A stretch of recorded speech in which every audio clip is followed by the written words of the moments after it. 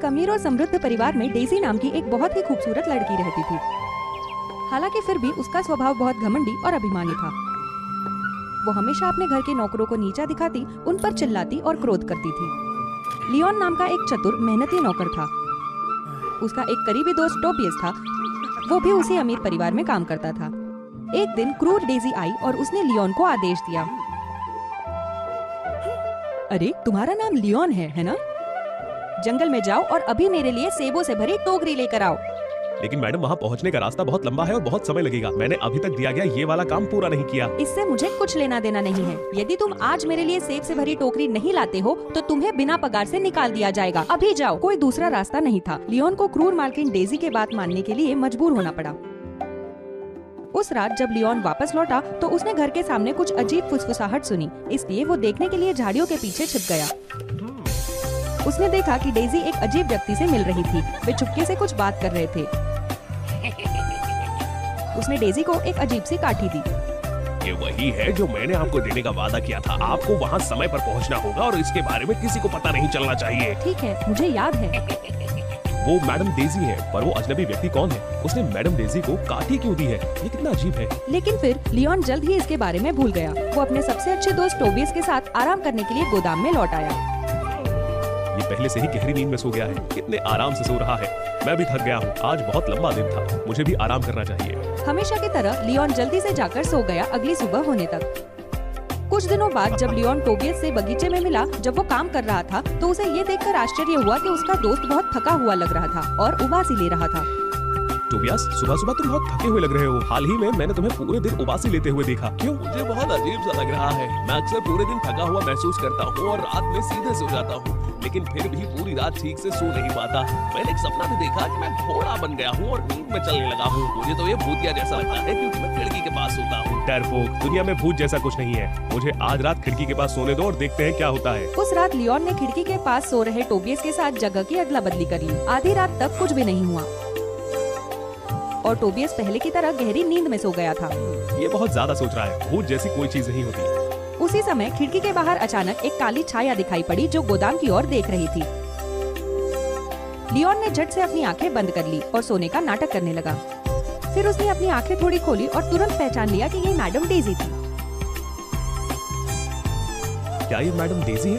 बहुत देर हो चुकी है। ये यहाँ क्या कर रही है? खिड़की के बाहर डेजी ने उस काठी को पकड़ा हुआ था जो उस अजनबी ने उसे दी थी।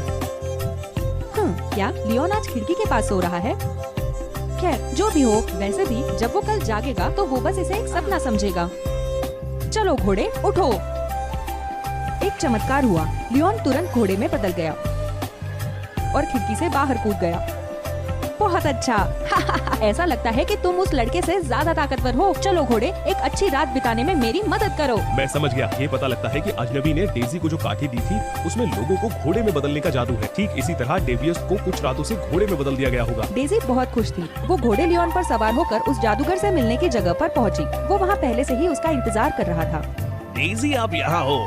आप समय की बहुत पाबंद हो। चलो कल रात का खेल जारी रखते हैं। फिर डेजी और वो अजीब जादूगर रात में जंगल में घोड़े लियोन पर सवार हो गए।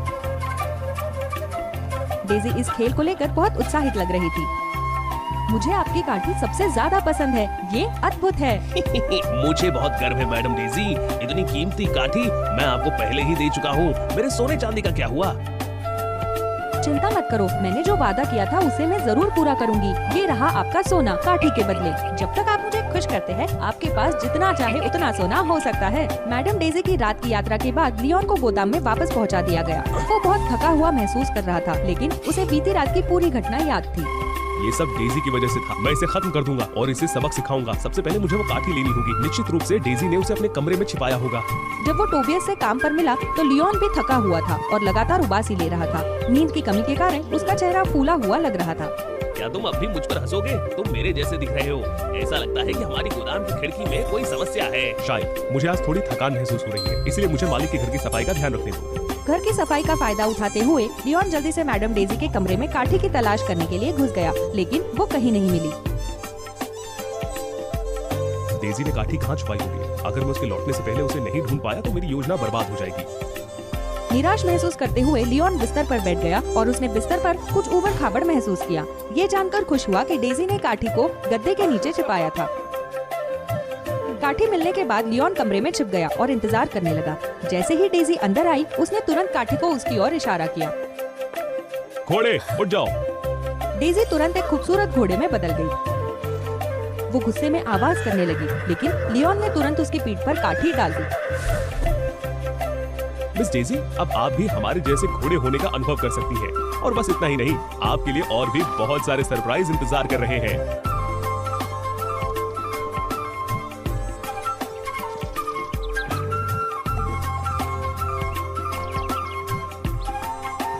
अरे नहीं, मैं अब कुछ नहीं कर सकती।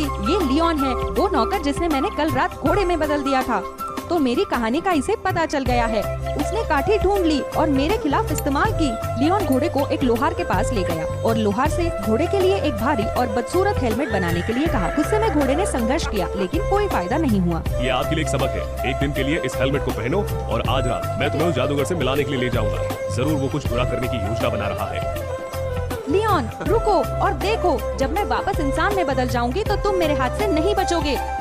शाम तक प्रतीक्षा करने के बाद लियोन डेजी को मिलने की जगह पर ले गया और चुपके से एक घनी झाड़ी के पीछे छिप गया। याद रखना, हमें चुप रहना है। वो वहाँ पर है। मिलने का समय बीत चुका है। डेजी अभी तक क्यों नहीं आई? आज 7वां दिन है जब उसने मेरी काठी और जादू का इस्तेमाल किया।